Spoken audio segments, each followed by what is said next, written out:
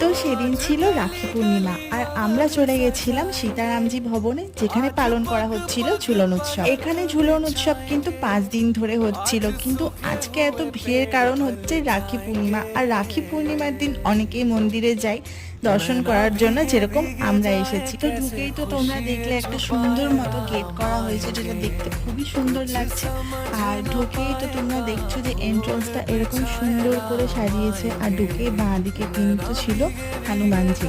তো ওখানে দর্শন করার পরে আমরা চলে এলাম ভেতরে। এত ভিড়ের কারণে আমি কিন্তু তোমাদেরকে ঠিক করে দেখাতেও পারছি না, এগুলো কিন্তু আর্টিফিশিয়াল ভাবে করা হয়েছে। যেরকম ডান দিকে তোমরা দেখলে পুরী জগন্নাথ মন্দির, আর তার বাকিগুলো তোমরা একটু পজ করে দেখে নিও। আর বাঁ দিকে আমাদের রাধাকৃষ্ণকে দোলানো হচ্ছিল, মা গোপালকে দুলিয়েছে, ওগুলো আর ক্যাপচার করা হয়নি ভিড়ের কারণে। আমরা চলে এসেছি ওপরে, এবার ওপরে ঠাকুরগুলো দর্শন করে আমরা যাব বাড়ি। আজকের মতো টাটা, দেখা হবে পরের একটা ব্লগে।